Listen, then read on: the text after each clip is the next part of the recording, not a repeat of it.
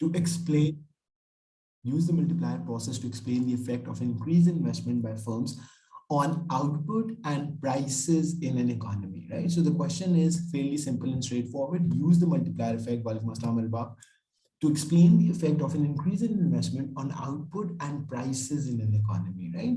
So when there is increase in the investment by the firms, how would we show that on the first of all on the Keynesian cross that we have discussed in the last class, and what effect would that have on the country's GDP? So basically, this is what the question is asking. What effect would increased investment by firms would have on GDP and prices in an economy? As simple as that. So these are the two things on which we have to explain the effect. And what is changing? The thing that is changing in the economy is investment by firms, right? Okay, now this question is the first question that we'll attempt today, and then we'll do another question and so on. Okay, now first of all, you have to, let's look at this question one more time, right? I want you to be absolutely clear. Use the multiplier process to explain the effect of an increase in investment by firms on output and prices in an economy, right? So we know that output is basically the GDP, right? So instead of output, I have directly mentioned GDP. You could have mentioned output over here, right? That doesn't make any difference. And prices is obviously the prices of the products and investment. Okay, now ideally you will start off your question by defining the keywords over here, right? So investment is definitely a keyword over here. Multiplier process is a keyword, right? So I'm not only answering this question for you, but I will also, in the process, I will also tell you how we go about answering these questions, right? So for any question, when you see that in every question, there will be some keywords, right? So key terms, right? So it's important that you start off by defining what these keywords and key terms are, right? So ideally, you should explain what investment is. You should explain what multiplier effect is, because other two terms are relatively, obvious and simple. If you want to explain GDP as well, you may, but that's not very, I would say that's not very unknown term. That's more commonly used and known term, right? And prices is obviously everyone knows what prices are. Okay, now to start off by, let's say if we define the term investment, you will say investment is firms spending on capital goods. So what is investment? It is the money that firms spend on buying capital goods for the sake of expanding their production potential, or for the sake of expanding their scale of operation. Investment is the expenditure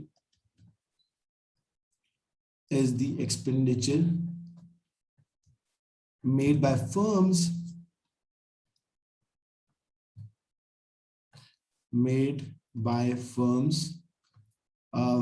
on capital goods, which are man-made resources, to increase their production potential, right? So firms want to increase their production potential so that they can produce more output and so on, right? Is everyone clear on this? This is making sense, to increase their production potential, right? So that's the first thing that you will define. Then moving forward from here, you should also define what multiplier effect is. How many marks will get explaining for these, right? So explaining for these 2 or 3, right? So let me first answer this question for you, and then I'll also explain about that how the marking scheme works. 2 or 3, right? Because knowledge, it is the knowledge marks. What is knowledge? Knowledge is basically any concept, anything that you already know from the courses, from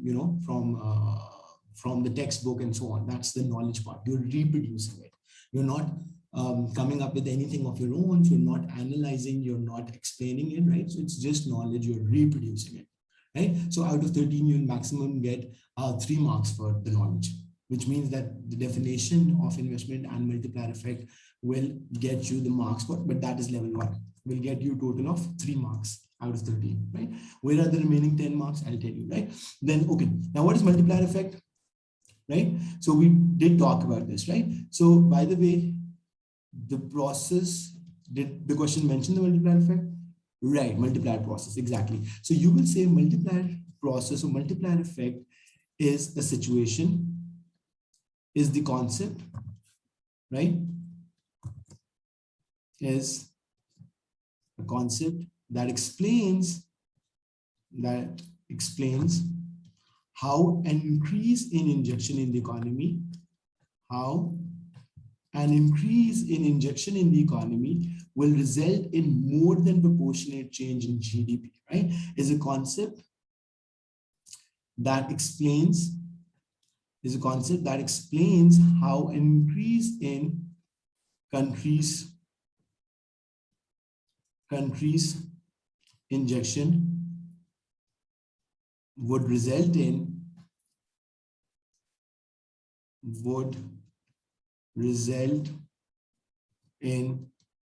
more than proportionate change in countries' GDP. More than proportionate, and we did talk about what is more than proportionate. In fact, we will just show this on a graph right now. More than proportionate change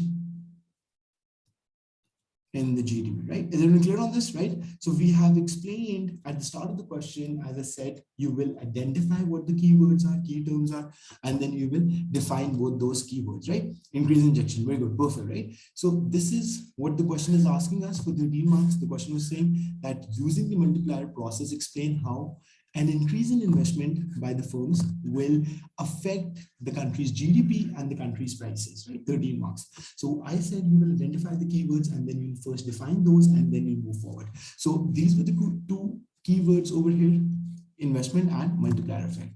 So for the investment, what did you write? So you wrote investment is the expenditure made by firms on capital goods to increase their production potential, right? So that firms can produce more, they can expand, they can grow. And what is multiplier effect? Multiplier effect is a concept that explains how an increase in countries' injections, right, which includes investment, government spending, and exports, would result in more than proportionate change in the GDP. So after you have written the definition, you move on and you will draw the Keynesian cross diagram. You'll draw the Keynesian cross diagram. If you are ideally, you should draw that, right? If you don't draw it, that's fine. You can explain it theoretically, but if you can draw it and explain it in your words, that will be the ideal. That will be the best case, right? Okay, now let's look at the Keynesian cross diagram that we did in the last few classes. Okay, now from the Keynesian cross, what is that? Keynesian cross is basically a graphical representation of how the multiplier effect works, right? So Keynesian cross is a graphical depiction of how the Keynesian cross is a graphical depiction of how the multiplier effect works. Right, we haven't done the money supply yet. Okay, now quickly have a look at this. So that is what we'll start off with tomorrow. Okay, now students, Keynesian cross. Have a look at this, right? So on the y-axis, you will have aggregate expenditure.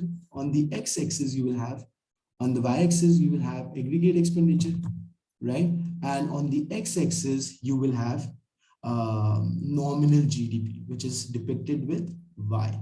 So nominal GDP, which is the total value of goods and services produced in the economy during that time period, that will be on the x-axis, that is represented with y. And on the y-axis, you have aggregate expenditure. We know aggregate expenditure is the same as aggregate demand. It is made up of 5 components that we all looked at: consumption, investment, government spending, exports minus imports, right? So the shape of aggregate expenditure looks like this. So let me draw it for you, right? So it has a y-intercept, and then it goes straight up like this. It has a y-intercept and then it goes straight up. Just a second, it goes straight up like this, right? Okay, now this is your aggregate expenditure. So this y-intercept, this level is telling you your autonomous spending. This level is telling you your autonomous spending, which includes C0, autonomous consumption, I0, autonomous investment, G0, autonomous government spending, plus X0 and minus M0, right? Is it clear? Minus M0, right? Okay, now this is your y-intercept. Now another thing that we need to add to this graph is your x is equals to y line. Let me draw a straight one. Okay, now x is equals to y line. Students, have a look at this. So it is basically a graph that shows all possible values where x and y variable values are same, right? So it will be straight upward sloping line from the origin of the graph. So x is equals to y line shows all values where the values of x variable is equals to the value of y variable, right? Is it simple? Okay. Now, wherever the two will intersect, that will be your initial level of GDP. So where the two intersect, where the two curves lines intersect, that will be your initial level of GDP. So let's label it as Y1. So let's label that as Y1. Is everyone clear on this? Okay. Now, what happens over time? Think about this, students. What happens over time? When there is increase in injection, when there is increase in injection, right? Either the investment of the country is increasing or the government spending is increasing or there is increase in exports, your line of aggregate expenditure will shift parallel upwards like this. Your line of aggregate expenditure will have a parallel shift upwards like this. Can you guys have a look at this? Right? So it will shift parallel upwards. So from this level, originally from this level to a higher level, right? Is everyone clear on this? Okay, now where will be the new equilibrium? Obviously, as you can see from the graph, the new equilibrium will be with the new aggregate expenditure line, which is now the green one, intersects with the x is equals to y line. This is the new aggregate expenditure line, and this was the old aggregate expenditure line, right? So this is 1, and we can change this to 2. Is everyone clear on this? Any confusion so far? Right? Students, is this clear? Okay, now the new equilibrium level of GDP will be over here. The new level of the new equilibrium level of GDP would be at Y2, right? Does it make sense? So how much was the increase in countries' GDP? This much. And how much was the increase in countries' injection? This much. So you can see for yourself. So let me write this down as change in injection, right? So let me write this down as change in injection, because this is how much was the increase in injection. That would be investment, government spending, or exports. And this is how much was the change in countries' GDP. So this graph is showing you that the multiplier effect holds true. How do we know that? Because think about this. The change in injection is not as much as the change in the GDP. And that is exactly what the multiplier effects shows. So multiplier effect says that any increase in injection in the economy will result in more than proportional change. So for instance, if there's $20 million investment in Pakistan, right? If the increase in investment in Pakistan is $20 million, the overall GDP of Pakistan will increase by something more than 20 million, right? That is what more than proportional means.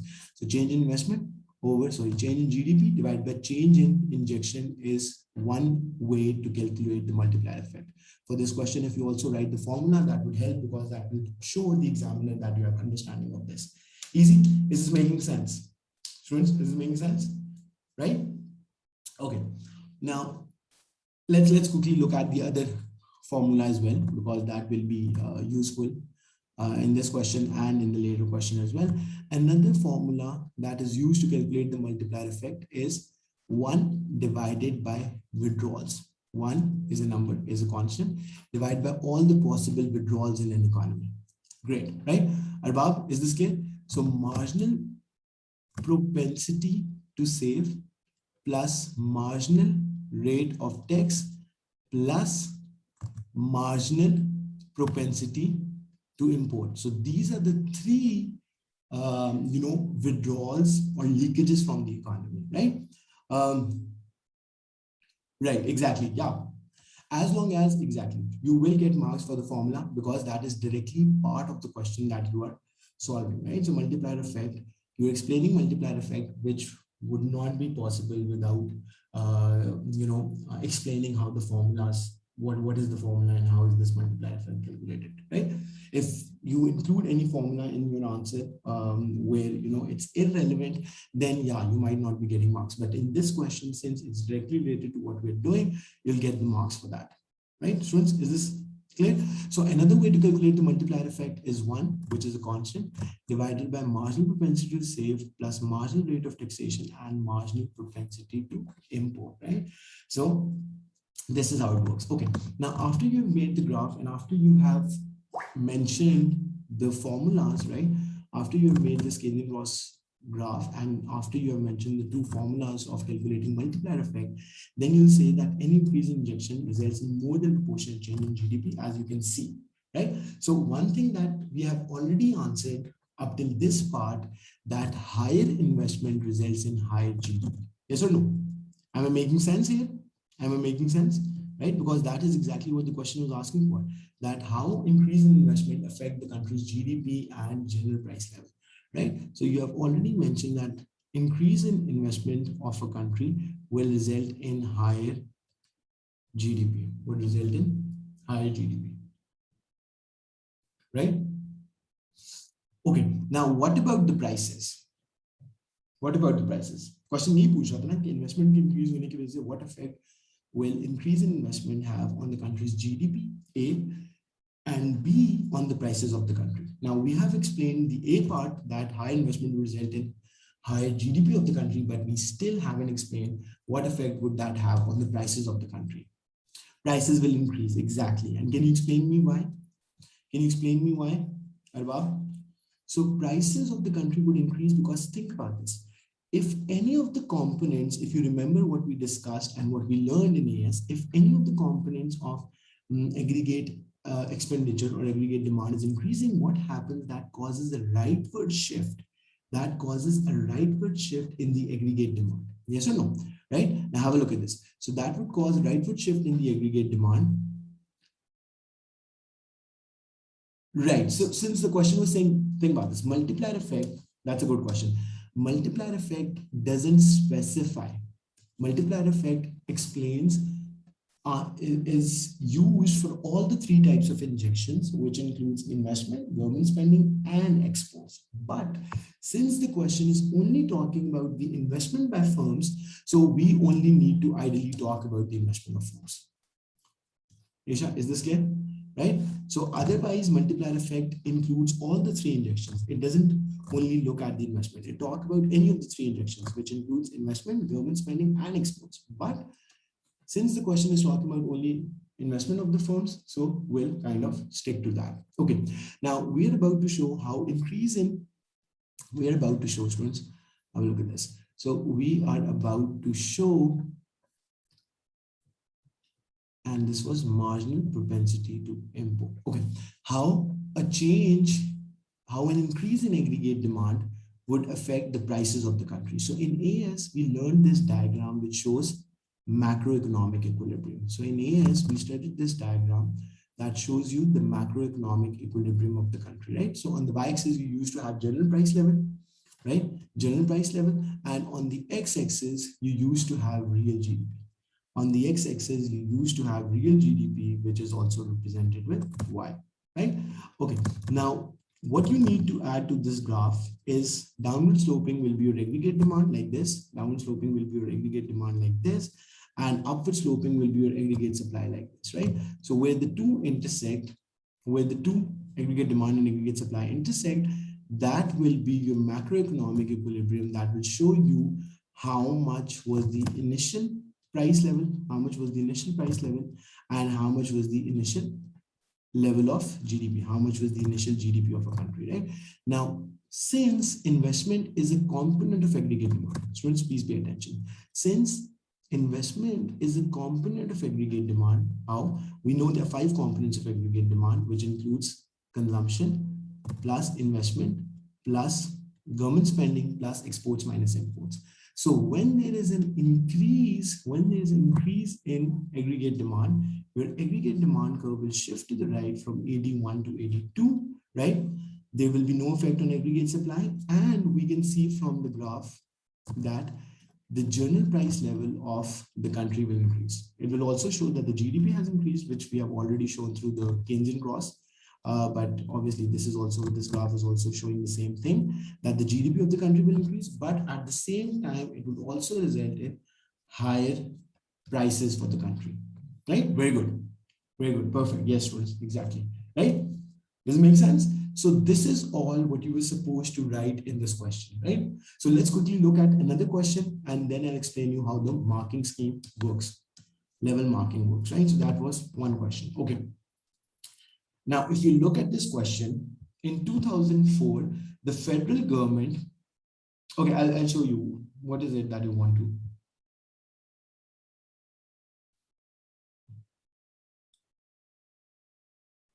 Okay, is this good?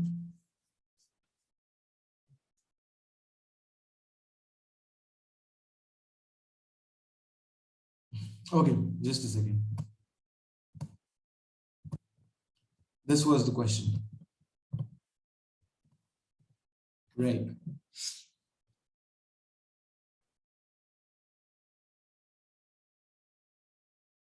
Explain the multiplier process to explain the effect of increased investment by firms on output and prices in an economy. Is this clear? Right? Right. So we have to include the other graph as well. Yes, because for the first graph there were no prices. There were no prices. Arbab पहले case में केंद्रीय cross में आप खुद देखें ना, पहले graph में केंद्रीय क्रॉस में एग्रीगेट डिमांड एग्रीगेट एक्सपेंडिचर था वाई एक्सिस पे और एक्स एक्सिस पे नॉमिनल जीडीपी था, उसके अंदर प्राइसेस तो शो नहीं हो रही थी ना, वो सिर्फ ये शो कर रहा था कि जब आपकी इन्वेस्टमेंट इंक्रीज करेगी, when the investment of the country will increase, there will be increase in the country's GDP. That is all what it was showing, right? So this graph, which is known as macroeconomic equilibrium graph, that was important to show how the rise in the investment of a country, right? Macroeconomic equilibrium, how a rise in investment of a country would result in higher prices of the country, would result in increase in the general price level of the country. Is this simple? Right? Okay. Now I'm trying to move on because I would want to do another question as well. Okay. In 2004, the US federal government deficit rose to a record of $412 billion. Budget deficits are affected by fiscal policy. Explain how multiplier analysis might be used to predict the effect of changes in fiscal policy. Now, this is interesting. Now, let's read the question one more time and then try to complete this in today's class. A part, I'm only reading the A part. In 2004, the US federal budget deficit. Now, what is the deficit? We'll talk about it. It's a keyword over here, right? Explain with reference to the second formula of multiplier effect. I mean, for the previous question, Isha, if you have mentioned the formula, that's good enough. So there was nothing more than that you had to explain for the question. But yes, if they're asking about how the multiplier effect, how the multiplier effect can be increased, then that is when you have to mention that, if the leakages or withdrawals from the country are reduced, then that results in higher multiplier effect. But otherwise, for the previous question that we have done, as long as you've mentioned the formula, you're good. Right? Right. Okay. Now have a look at this. In 2004, the US federal budget deficit rose to a record of $412 billion. Right? Budget deficits are affected by fiscal policy. Right? That's what the statement is saying. Explain how multiplier analysis might be used to predict the effect of changes in fiscal policy. Okay. Now let's go to our whiteboard first, and let's first see what are the keywords that we have to explain. So budget deficit is a keyword, right? Fiscal policy is a keyword. And the question is saying how multiplier analysis can be used to predict, right? How multiplier effect can be used to predict changes in fiscal policy, right? Effect of fiscal policy on the economy, right? So let's first clean the board and then I'll show you the question.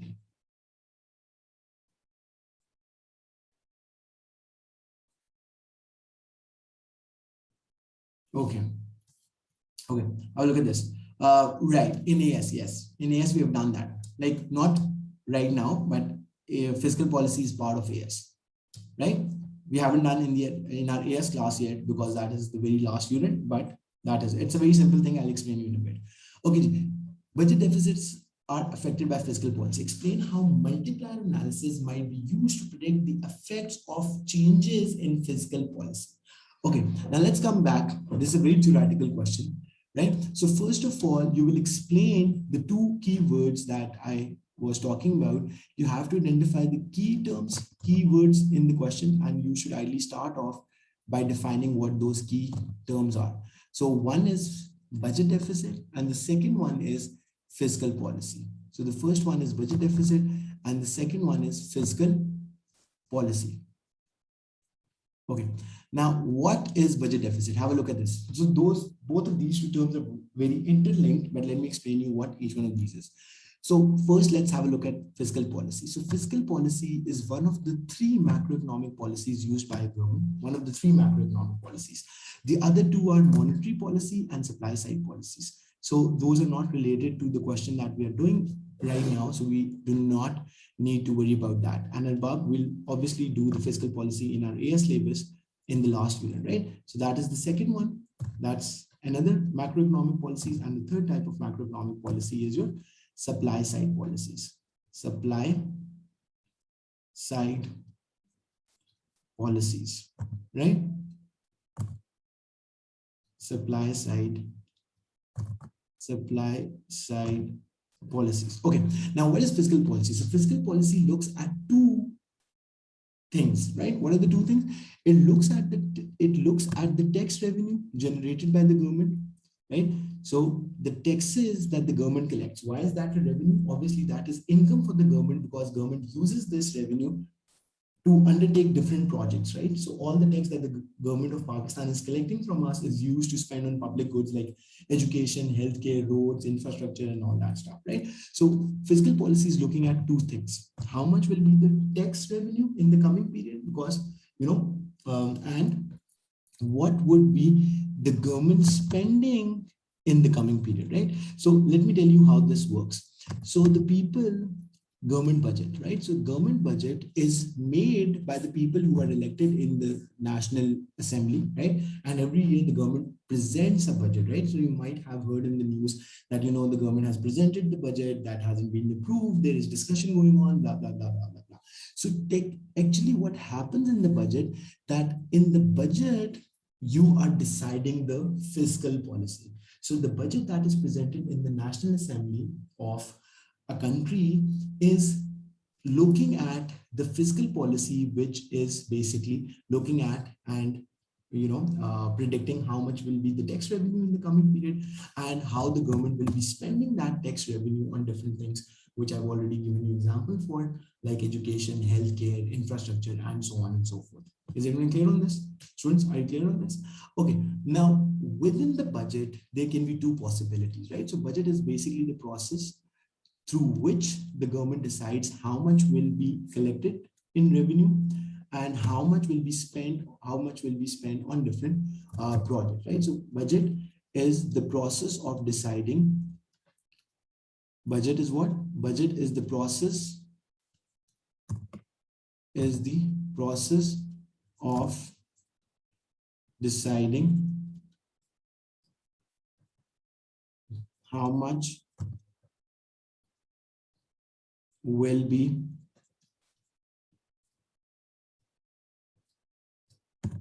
collected in taxes by the government, right? Students, are you getting me? And how this amount will be spent, right? Now, let me give you some more specific examples and how this amount will be spent. Okay, now budget is basically this process where you're talking about two things. How much is the government expecting? Like that is government planning for the future, right? This is not a new word for us, right? We always think, use in a normal language. Even we talk about, I need to do some budgeting. I need to see how much is my income, how much would be my expenses, and would I be able to meet my expenses from the income, or do I need to, look for more income sources, blah, blah, blah, blah, blah, blah. So this is exactly what the government is doing. But that is obviously at the country level, right?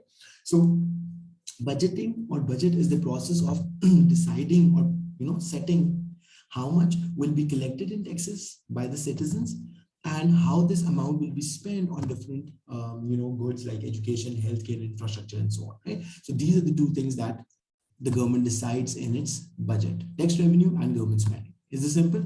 Students, is this simple? Okay. Now, this being said, you will say that within a budget, you can also say within a budget, the country's fiscal policy is decided. So let me write this down for you if you have any confusion. Through budget, the government decides its fiscal policy. Are you guys able to make the connection now? Is it clear? Through budget, the government decides. Students, are you clear on this or not? The government decides It's the government decides its fiscal policy. Right? Students, is this clear? Okay. Now, this being said, right? This is the fiscal policy is about. Looking at tax revenue and the great, very good, government spending. Now, either the budget can be in deficit or the budget can be in surplus, right? So let's assume that for the coming period, that is 2022, the government has predicted that it will collect $300 billion in taxes from Pakistani citizens. So if for the coming year, which is 2022, Pakistan's government has predicted, right? So because that year hasn't arrived yet, so we can't really say how much the government will actually collect, but that is prediction or calculation for the future. So if our government is predicting a revenue of 300 billion, right? So that would be the tax revenue. And if the government has predicted its expenses to be $350 billion, how much? $350 billion. So who can tell me whether this budget would be a surplus or a deficit? So if for the coming time period, for the coming one for next year, Pakistan government has predicted its revenue to be $300 billion and its spending to be $350 billion. So would you define that budget as a surplus or a deficit?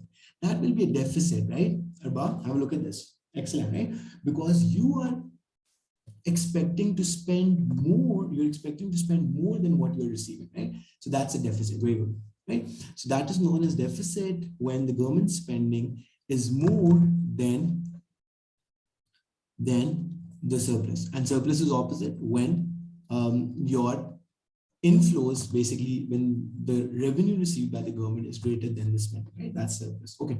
Now this being said, so why we did all of this? So we did revise all of this because these were the two keywords, right? Budget deficit was a keyword over here and the fiscal policy was a keyword. So now I assume that you are at par. So you know exactly what fiscal policy is, you know what budget is, right? But still, if there's any confusion, please ask me. When government have less tax revenue and higher spending, right? Exactly, right? Okay, now students, let's quickly look at the question again and then move forward, right? So let's read the main part. The question says, federal budget deficits are affected by fiscal policy.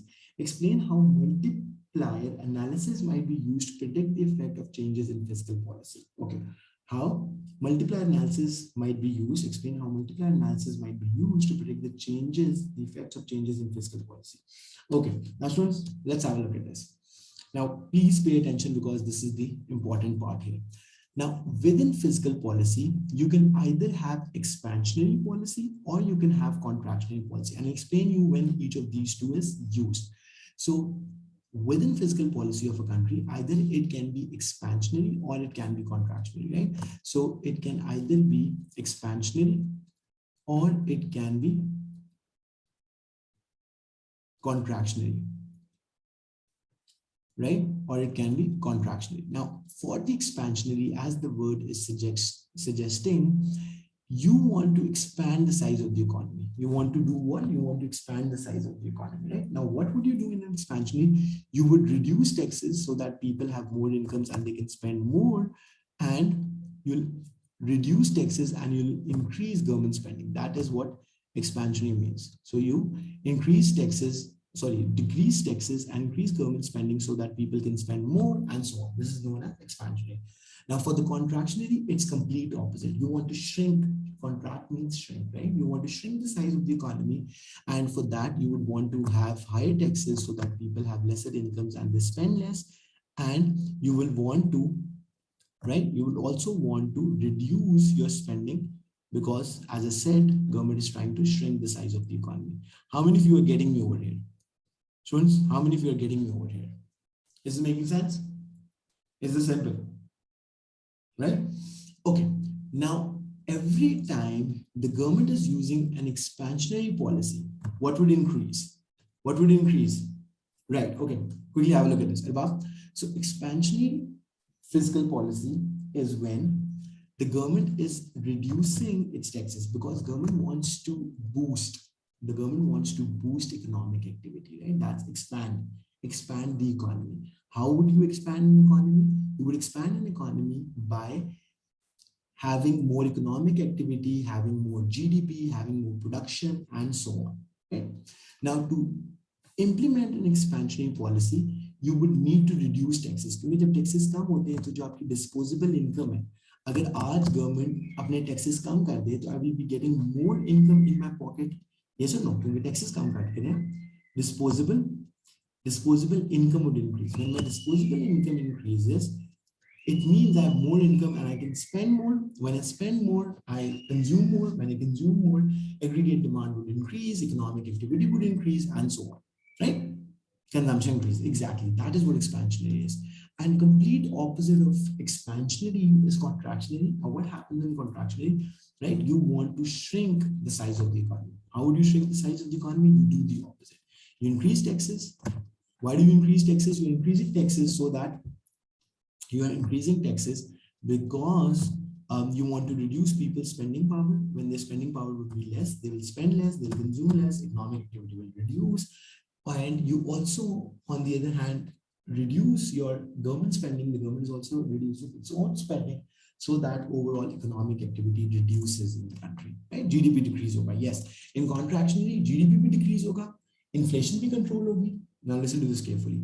In contractionary, the GDP will be reduced and inflation will be controlled, and in expansionary, both will increase.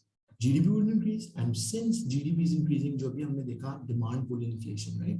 आपकी जो price level है वो भी increase करेगा. How many of you are getting me? How many of you got me over here? Is this easy? Is it making sense, right? Are we good? Can you move on? Clear, very good, excellent. Okay. Now this being said, question ये कह रहा था कि how multiplier effect can predict the changes, the effects of fiscal policy, right? So let's look at this one more time. So the question was saying, explain how multiplier analysis might be used to predict the effects of changes in fiscal policy, right? Now, what you have to do, first of all, you'll define that there is expansionary, and then you will define what is contractionary policy. Then you will say for the expansionary policy, right? When government is increasing its spending, think about the students now, please pay attention. In the expansionary policy, when the government is increasing its government spending, what would that do? Multiplier effect says that the increase in GDP will be more than proportionate to the increase in government spending. Right. You explained, yes, exactly. So you explained the multiplier effect. So I'm not explaining it again because we already know that we have just discussed it in the previous question. But yeah, for yourself, you have to explain what multiplier effect is. You'll say multiplier effect is the process, or it's a concept that says that any increase in injection will result in more than proportionate change in GDP. Any increase in injection will result in more than proportionate change in GDP. Now think about this. But in this particular question, what injection we are looking at only? In this question, what injection we are looking at? Arbab and Isha, what question we are looking at?